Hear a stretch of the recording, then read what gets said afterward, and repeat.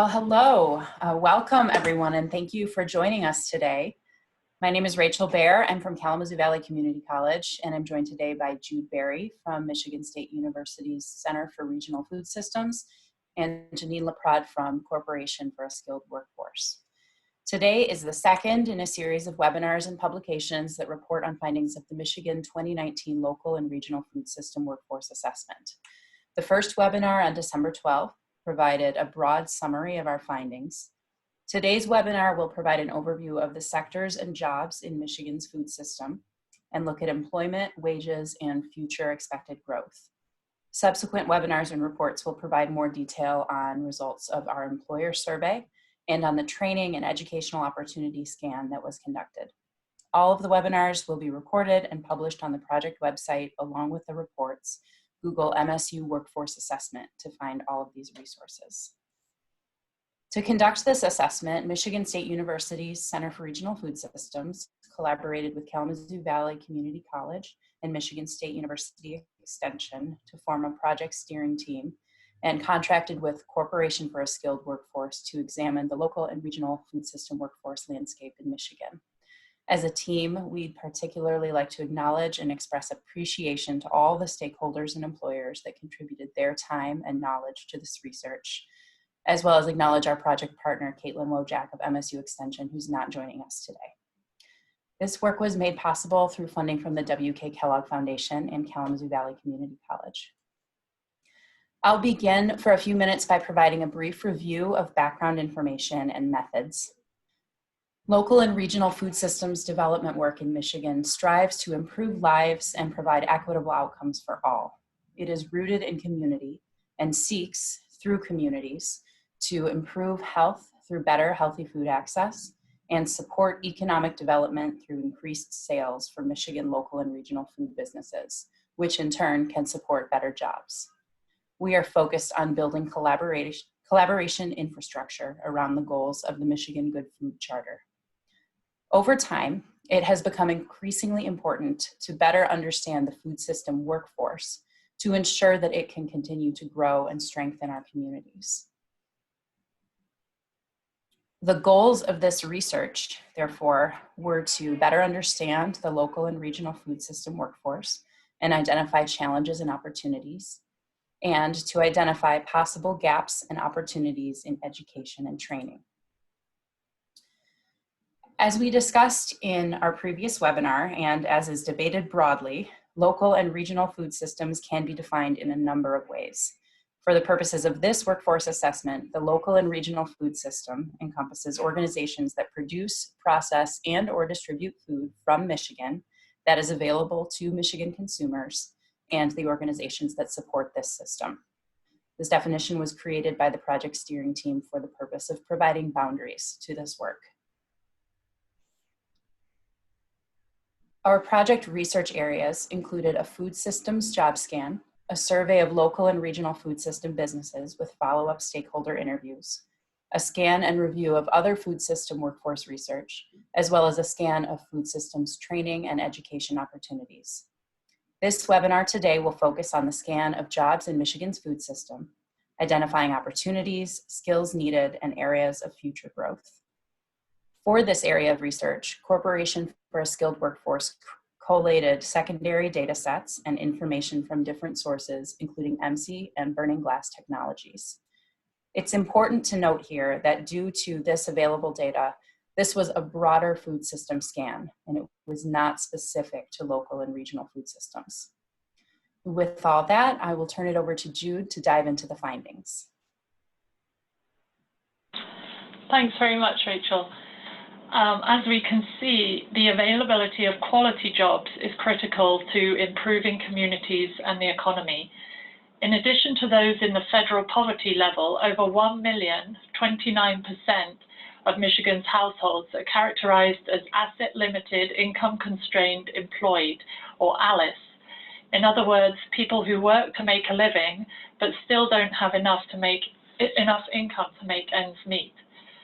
To make ends meet, the Michigan ALICE report states that the single adult needs to earn just over $21,000, or approximately $10.52 an hour, and a family of 4, that's 2 adults, 1 infant and 1 preschooler, needs to earn just over $61,000 annually, or $30.64 an hour, to be above the ALICE bracket for income here in Michigan. Our food systems job scan provides more information on the labor market and enables us to see the types of jobs in different sectors, what the earnings for those jobs are, where there is projected growth in employment, and where there is unfulfilled demand. It provides us more information to think about what constitutes a quality job. So the goals of the food jobs scan analysis specifically were to better understand the job categories that represent the most significant areas of employment within the food system, the wage data associated with those jobs, the skills that are required to fulfill the jobs, and growth projections in specific fields of employment. It's important to note for this analysis that the data shown is broad spectrum food systems data categorized into sectors that align with local and regional food systems, but is not data that is exclusive to local and regional food systems. Due to limitations in time, resources, and project scope for this project, we were unable to disaggregate data available from broader food systems data. Still, these findings provide a basis for understanding the types of jobs that exist both in broader food systems and in local and regional food systems, including wage data, skills required, and growth opportunities within the workforce. A review of food systems workforce assessments from other states confirmed that a reliable method for disaggregating regional employment figures from the wider food systems has yet to be established and remains a challenge for other states. A scan of local and regional food systems related jobs was conducted by Corporation for a Skilled Workforce using food systems employment statistics from data sets at Economic Modeling Specialists Incorporated, and also using job posting data from Burning Glass Technologies. Michigan food systems are made up of a diverse number of industries that span the production to consumption life cycle of food grown in Michigan. Industries range from farm to grocery stores, restaurants, processing, transportation, and storage that support Michigan food value chains. With many industries in the food system workforce comes an array of occupations, and this job scan analyzed the following core industry sectors within local and regional food systems. Those core sectors were food production, farm inputs, food manufacturing and processing, wholesale distribution, and food retail sales and service. The core industries we use for the data analysis are associated with local and regional food and were selected based on the availability of labor market data through the Bureau of Labor Statistics, or BLS. The BLS North American Industry Classification System codes were used to pull available labor market data from MC and Burning Glass Technologies datasets. The selection of core industries were also supported and influenced by food system literature of work done here in Michigan and other states. More information can be found in our report. So diving into the results, you can see here the proportion of local and regional food system industry sectors that form the food system. Our findings show that food retail represents the largest proportion at 79% of food system jobs in Michigan. As we've already noticed, we're cautious with respect to employment numbers representing total employment in the local and regional food system specifically. This is particularly true of the food retail sector, where much of the food service employment is in national chain restaurants and fast food. Attempts to estimate regional employment in the food service sector through an analysis of total company revenue to in-state sales was difficult because nearly all food service sales are consumed in-state, giving all restaurants the appearance of being regional. The percentage of jobs in local and regional production, manufacturing, processing, farm inputs, and wholesale distribution, therefore, may be markedly higher than shown in the corresponding industry sector data for the entire food system, as our retail figures are likely overinflated. We conducted an analysis of occupations that occupy at least 1% of employment in 2 or more industry groups. Occupations that span multiple industry categories show a potential to follow career pathways and for employees to move between those sectors within the food system. The analysis revealed multiple occupations spanning multiple categories, potentially showing opportunities for lateral movement within the food value chain and for common training opportunities across sectors. This table shows just a few occupations. Our report highlights more occupations. Across the sectors, the scan showed that there was a wide range in the number of people employed and the average earnings data. Further on in this webinar, Janine will help us look at each sector and the key occupations and earnings data. The report shows projected changes in these occupations and typical training required for each of these key occupations. The food retail sector employed the most individuals by far in Michigan's food system, but the average earnings were the lowest at $25,738 per year. We will talk more about that spread of income further on in the webinar. The highest average earnings were in the wholesale distribution sector at $64,889 per year, and food manufacturing and processing sector at $55,189 per year. Michigan food systems wages have risen at a higher annual rate than other industries in the state. Wages increased 19% from 2013 to 2018, compared to 14% on average across all other industries in the state. Generally speaking, wages for food systems jobs in Michigan are increasing at an equal or greater rate than similar jobs nationally also. And now I'll hand over to Janine, who will talk about the wages, key occupations, and training needs for each sector in turn. Great, Jude. Thank you so much. So as Jude mentioned, I'm going to take us into a little bit of a deeper dive into the 5 sectors we looked more closely at. So I'll start with food production here and just try to give you a sense of what's happening from an occupational a wage and a skill perspective. So the food production industry group refers to growing, raising, and producing raw food products. It encompasses crop production, animal production, fishing, hunting, and trapping. And as you can see from the slide, farm managers are representing the largest occupational group in this sector, followed by crop farm workers and laborers. And animal farm workers are also represented here at about 10% of the workers in this area. It's interesting to note that there are many more farmers and farm managers than farm workers, and this likely represents a high number of farmers who are running small operations with no hired farm labor support, though many of them still may rely on informal labor. The 2017 Census of Agriculture supports this consideration by showing that 47% of farms are less than 50 acres, and only 25% of Michigan farms hire farm labor. Approximately 2/3 of U.S. farm labor is farmers or their family members, though the proportion of hired farm labor is steadily rising. The 2 highest paying roles in this sector come with higher levels of managerial or technical duties.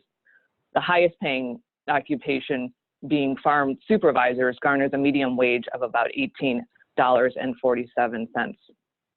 The other highest paying role here requires a high level of technical skills, which is equipment operators, and pays $16.74 per hour. While there is a low educational requirement necessary to enter this set of occupations, it's also important to note that the 2 roles that require a high school diploma and prior work experience do not always offer on-the-job training, although that is definitely something we heard more and more from the businesses we did interview that is important to them. On the other hand, Roles that do not have a formal educational credential requirement tend to have shorter to moderate term on-the-job training as a requirement.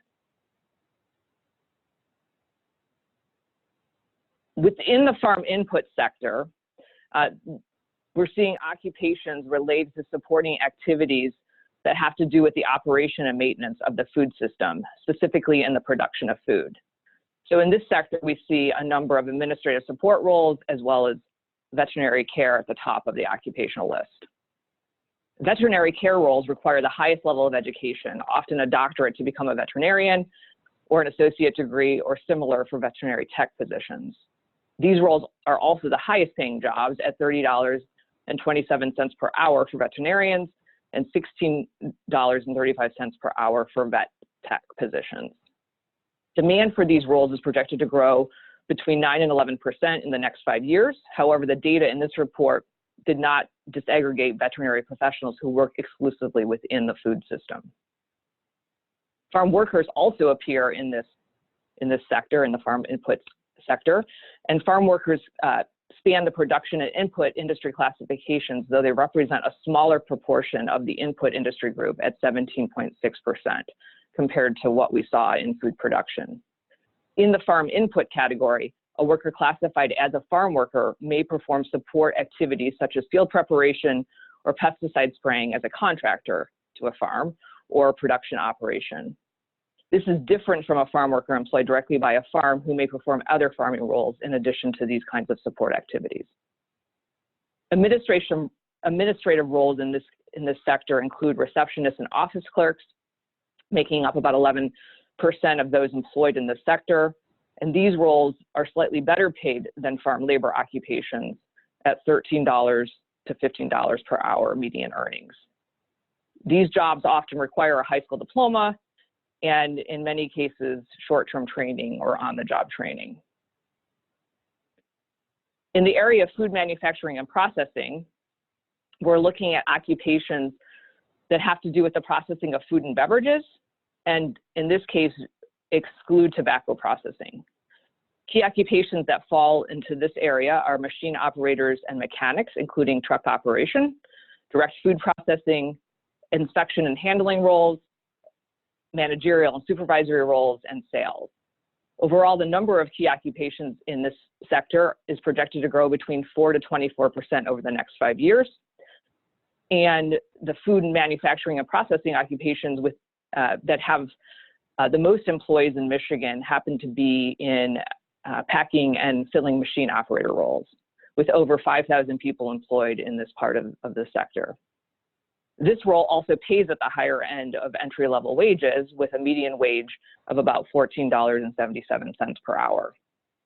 This role could potentially be an entry-level pathway towards a job in industrial machinery maintenance, with over 16,000 people employed at a median wage of $24 per hour. In comparison to farm inputs and production occupations, the roles here in food manufacturing and processing tend to have longer on-the-job training requirements. And again, this is supported by some of what we heard in the employer interviews we did, where they talked about the importance of on-the-job training, given changes in technology and some of the advanced manufacturing-related changes happening within the sector. So roles in this area are, we're seeing a lot of connection here between training that's supporting occupational growth in this area. Roles in baking and maintenance require longer-term training, while moderate training is needed for machine operation, batch making, and food inspection and testing. The remaining occupations in the sector, except for supervisory roles, require at least short-term training. And often, again, we're looking at where and how people get access to that kind of training. And in this case, we see that occupations associated with food processing that are more specialized may also have company-specific training that's made available to support people in those occupations. With regard to the wholesale distribution sector, this comprises the wholesale sales of grocery, food, and farm products, and warehousing, storage, and transportation distribution of food or farm goods. So we looked at the key occupations that are comprising 2% or more of total employment in this sector. And a key occupation is sales representatives, where we see about 3,600 people, or 14% of the sector, being in those occupations. And in this case, people in those occupations are earning about $28 per hour, with a high school diploma required at the entry level. These earnings include earnings on top of regular wages, such as commissions and or bonuses, which are more likely to appear in the earnings for sales occupations. Employment in this industry group is overall expected to grow substantially over the next 5 years. The number of jobs available in truck operations, shipping, and delivery are expected to grow between 10 to 15%, while transportation jobs do pay well at the entry level at about $14 to $19 per hour. They often have limited career growth unless an individual can move from operating a vehicle to a supervisory or administrative logistics role. But we know overall that whether it be for food system related work or other sectors, the transportation jobs are and distribution related jobs are on the rise across within the sector and across many others. With regard to food retail, this group captures the sectors of the food system where the end food products are accessed or consumed by individuals. This includes food retail stores and food service entities such as restaurants, cafes, and catering companies. And we see that with the key occupations that comprise 2% or more of total employees in the food retail sector, we've got a number of food preparation and serving workers at the top of the occupational list, waiters and waitresses, restaurant cooks, and cashiers.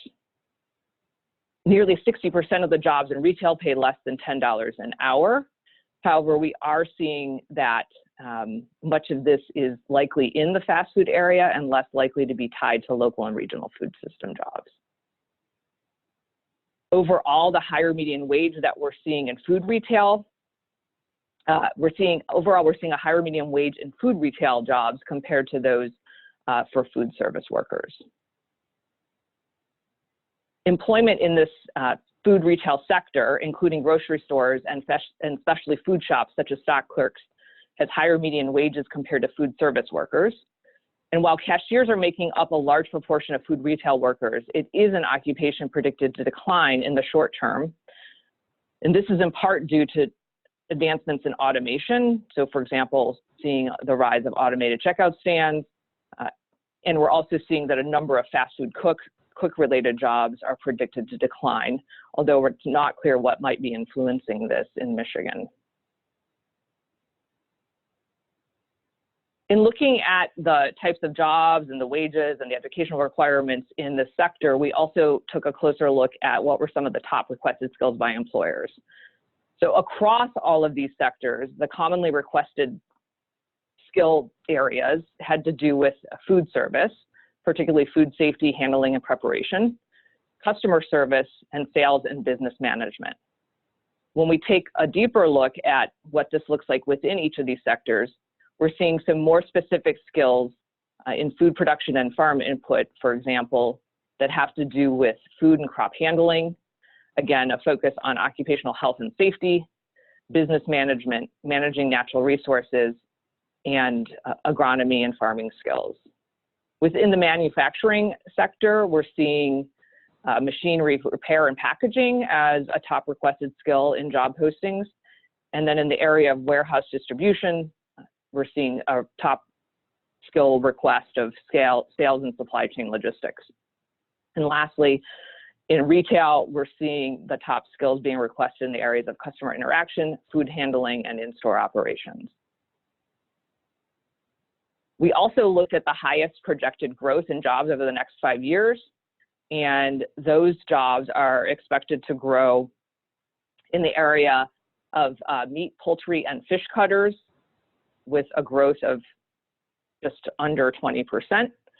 We also see a projected growth in the area of veterinary technologists, technology positions, veterinary technician positions. And then we see a number of growth opportunities in the transportation, distribution, and logistics area. So a number of jobs related to labor and freight material movers, industrial truck truck and tractor operators, as well as heavy tractor trailer drivers. And then the last area we're seeing projected growth in is in the area of institutional cafeteria cooks. So this would be in the area of food service workers that are working in such institutions as schools and hospitals. Based on all of this input, this work highlighted a number of areas of wage disparity. And so that is an area in which we feel it's important to look a little more closely at what's happening within those areas and what that means in terms of the training that's needed and what are some ways in which specific skills could be developed for employees that are working at some of the more entry-level positions and looking more closely at where there's opportunity for growth in terms of career pathway potential. We're also looking further into what's happening with regard to the jobs that are requiring only a high school education and what the potential implications are for workforce development within our schools. This is an area we'll be touching on more closely in the education and training webinar. And then lastly, we're looking to just take all of this data and information and have further conversation with workforce development organizations, food businesses, workers, and advocates about looking more closely at, in particular, the food retail related jobs and seeing what might be done to support food retail workers in some different ways.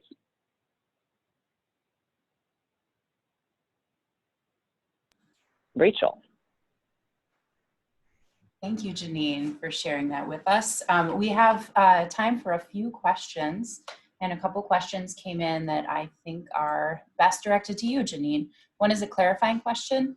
The average earnings for farm inputs was reported to be about $30,000 annually. Was that based on 2,080 hours?